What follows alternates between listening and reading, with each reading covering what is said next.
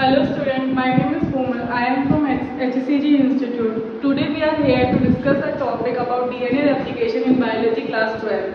So, DNA replication.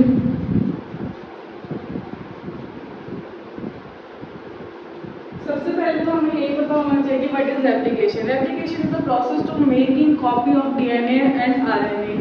सो DNA replication की अगर हम बात करते हैं तो ये प्रोकैरियोट में और यूकैरियोट में अलग अलग टाइम पे और अलग अलग बेसिस के ऊपर देखने को मिलता है. अगर हमारी बॉडी में मुझे प्रोटीन सिंथेसिस करवानी है, एंजाइम सिंथेसिस करवानी है, तो मेरे पास जो डीएनए रेप्लिकेशन होता है वो एक कॉन्टिन्यूस प्रोसेस हो जाता है.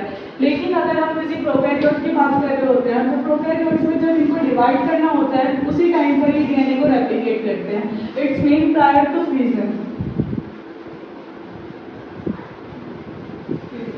देन अगर हम इसके ओरिजिन की बात करते हैं कि where DNA replication occur in prokaryote and eukaryote, तो प्रोकैरियोट के अंदर इनके पास वेल डिफाइंड न्यूक्लियस नहीं होता, तो इनके अंदर जो डीएनए रेप्लिकेशन का प्रोसीजर है वो साइटोप्लाज्म में देखने को मिलता है. But in eukaryotes we have well defined nucleus, तो हमें जो डीएनए रेप्लिकेशन देखने को मिलेगा वो न्यूक्लियस के अंदर देखने को मिलेगा.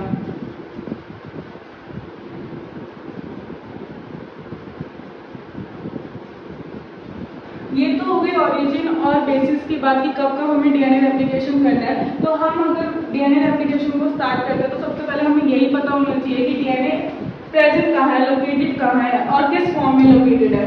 तो यहाँ पर हम जो डीएनए रेप्लिकेशन पढ़ रहे होंगे वो डीएनए रेप्लिकेशन एक यूकैरियोट्स की बात कर रहे होंगे.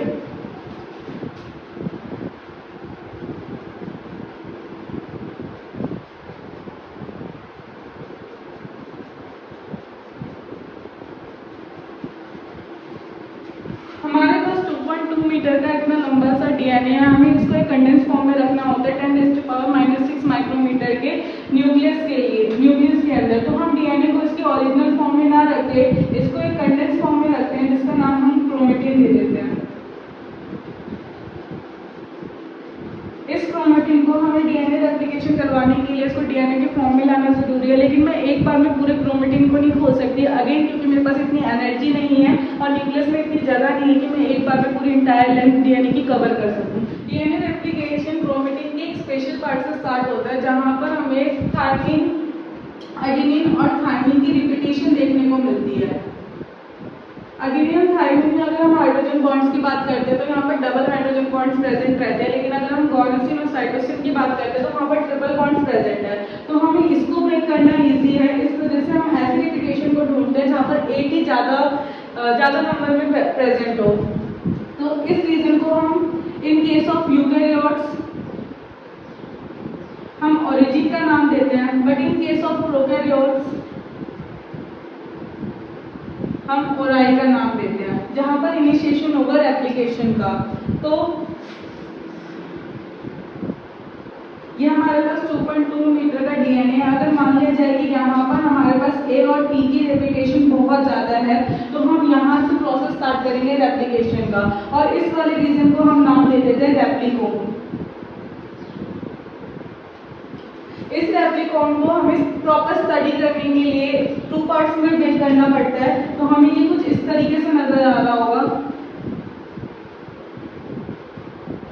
सिंगल रेप्लिकोम के अंदर से मुझे ये जो स्ट्रक्चर्स मिलते हैं इनको हम कहते हैं रेप्लिकेशन फॉर्म.